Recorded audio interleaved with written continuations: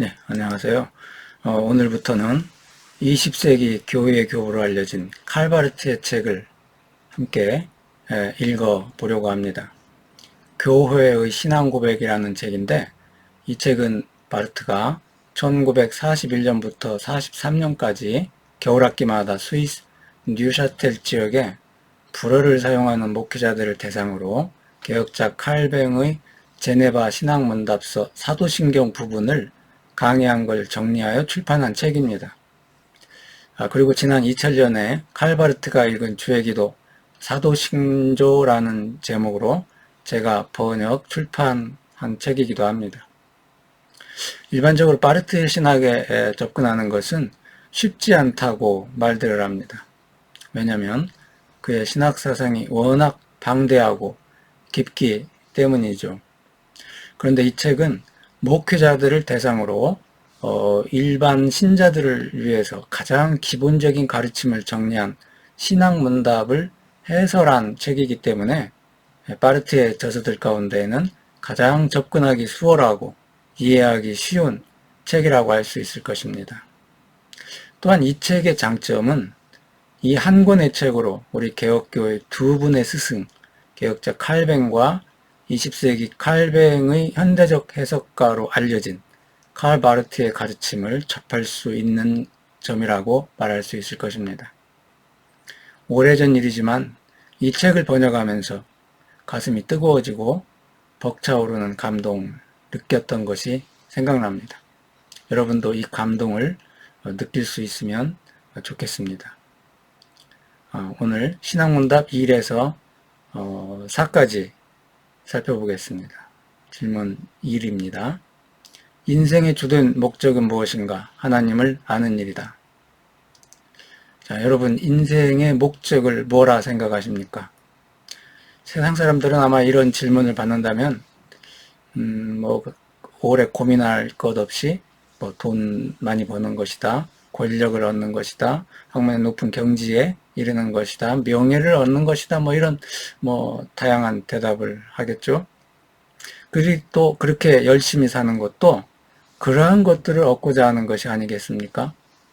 그런데 칼뱅은 그리스도인들이라면 인생의 주된 목적을 하나님을 아는 일에 두어야 한다, 이렇게 말하고 있습니다.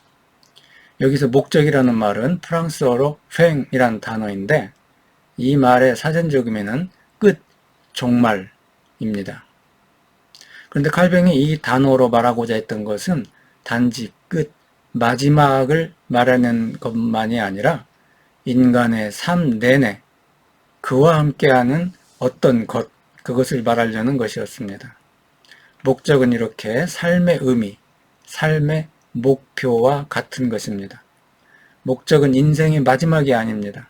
그것은 하나의 계속되는 행동이고 그 행동은 하나님을 아는 일이 되어야 한다라고 하는 것이죠.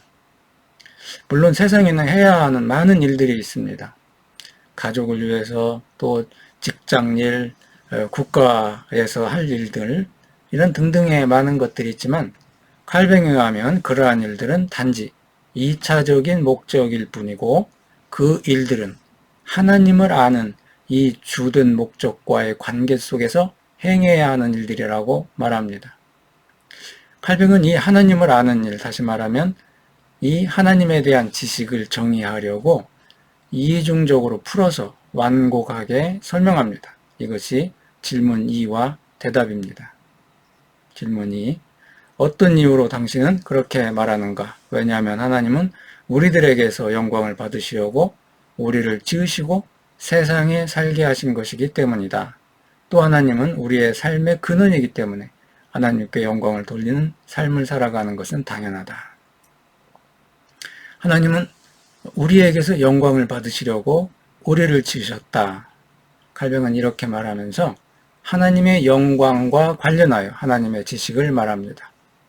뒤에서 자세히 말씀드리겠지만 칼뱅은 우리가 하나님을 알고자 하는 것은 다만 하나님께 영광을 돌리기 위해서라고 말합니다. 세상의 모든 지식은, 또 세상 사람들이 그렇게 열심히 연구하고 지식의 세계를 탐구하는 것은 자신의 지성과 지식을 빛내려는데 그 목적이 있을 것입니다.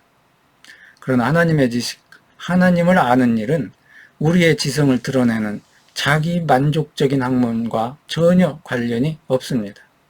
이렇게 칼뱅은 하나님이 우리의 삶의 근원이심을 밝히고 그로부터 우리의 삶은 단지 하나님께 영광을 돌리는 삶을 통해서만 의미를 갖는다고 진술합니다.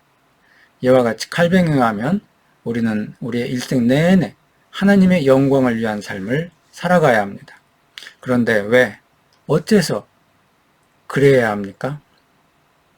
한마디로 하나님은 예수 그리스도 안에서 우리에게 알려진 하나님은 우리를 위해서, 우리를 대신해서 십자가에 달리신 하나님이시기 때문에 그렇게 거저 값없이 죄된 우리를 위해서 우리를 대신하여 십자가에 달리신 우리 주님께 감사와 찬양과 영광을 드리는 것은 너무 당연하다라고 하는 것입니다. 또한 창세기를 보면 하나님께서 인간을 당신의 형상대로 지으셨다라고 선언하고 있습니다. 이는 다시 말하면 하나님께서는 인간이 그의 삶을 통해서 하나님의 영광을 드러내기를 원하셨다라고 하는 것과 같습니다. 사실 세상 사람들은 자신을 드러내고 자신의 이름을 널리 알리는 일에 익숙합니다. 여러분, 프랑스 베르샤유 궁전에 가보셨습니까? 베르샤유 궁전 비문에는 프랑스에게 모든 영광을 이라는 문구가 여기저기 새겨져 있습니다. 저는 파리 곳곳에 유명한 건물에 이 글귀가 적혀 있는 것을 보았습니다. 그런데 사실 프랑스 사람들만 그렇겠습니까? 모든 인간이 다 자신을 과장되게 부풀리는 성향이 있지요. 이것을 성경에서는 인간의 교만이라 부르고 있고요. 이렇게 인간은 과장되게 큰 소리를 내고 있는 그대로의 모습보다 자신을 더 크게 보이려고 안간힘을 씁니다. 그러나 하나님은 자신의 영광에 대해 큰 소리로 떠들지 않습니다. 단지 있는 그대로 자신을 내보이고 계시하실 뿐입니다. 바로 이것이 하나님께서 피조물인 인간들 가운데서 행하시는 일이고 인간에게서 반사되기를 원하시는 것입니다. 그래서 하나님의 피조물인 인간이 하나님의 영광을 위해 사는 것은 필수적이고 당연하고 바로 이것이 하나님께서 인간을 창조하시며 지니셨던 의도의 결과라는 것입니다. 질문 3. 그러면 인간의 최상의 행복은 무엇인가? 그것도 같은 것이다. 칼뱅은 여기서 인간의 최상의 행복을 하나님을 찬양하며 하나님께 영광을 돌리는 삶이라고 가르치고 있습니다. 그런데 어떻게 그것이 인간의 최상의 행복이 될 수 있습니까?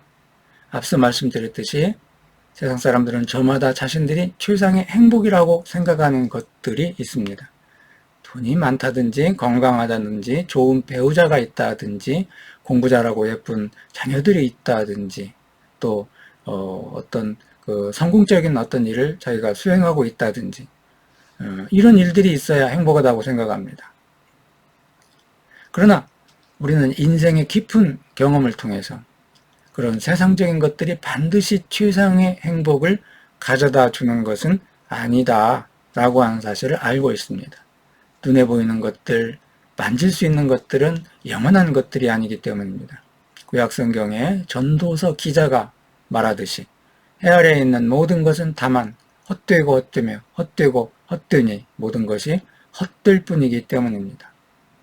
아침 안개와 같이 잠시 있다가 사라질 헛된 것들이기 때문입니다.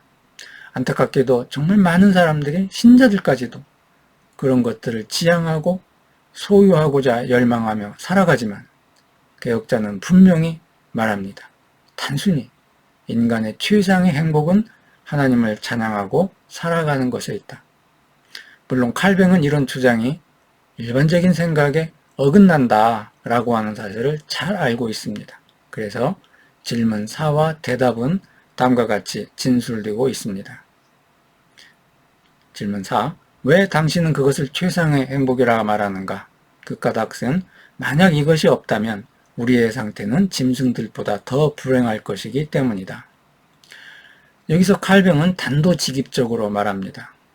인간이 하나님을 찬양하고 하나님께 영광을 돌리는 삶을 살아가지 않는다면 그는 짐승보다 못한 존재라고 말하고 있습니다. 사실 짐승들은 그들을 제외한 그리고 인간을 제외한 삼라만상 모든 것은 하나님께서 그들을 지으시고 원하셨던 대로 그렇게 살아가고 있습니다. 확실히 그들은 인간과 같이 하나님의 형상대로 지음을 받지는 않았습니다. 그러나 그들은 하나님께서 정하신 자신들의 목적을 잃어버리지 않고 정확히 그 목적을 향해서 나아갑니다. 그런데 만약 인간이 그의 목적을 잃어버렸다면, 하나님을 아는 삶이라는 주된 목적을 상실했다면 인간은 그를 제외한 창조세계의 모든 것들에 비해서 열등한 존재일 뿐이다 라고 하는 거죠. 단지 짐승들만이 아니라 길가의 돌멩이들, 하늘의 별들, 곤충들, 나무들, 우리가 우리 주변에서 보는 모든 것들은 하나님이 정하신 이 목적에 응답하는 이 임무에서 우리 인간들을 앞서 있습니다. 그래서 우리 주위에서는 영속적인 하나님께 대한 찬양이 있습니다. 삼라만상 모든 것이 창조주 하나님께 응답할 생각으로 함께 모여 있습니다. 만약 이 합창, 창조세계의 이 모든 오케스트라의 한 가운데 있는 인간이 하나님을 향한 이 합창과 찬양에서 함께 화음을 낼 수만 있다면 그는 최상의 행복을 누릴 수 있을 것입니다. 그러나 짙은 인간, 하나님께 반역한 인간은 여전히 이 창조세계의 오케스트라에 속해 있지만 그가 당연히 해야 하는 일을 하지 않는다는 것입니다. 칼뱅에 의하면 이렇게 그의 창조의 의미를 성취하지 않는 것이 인간의 비참함입니다. 감사합니다.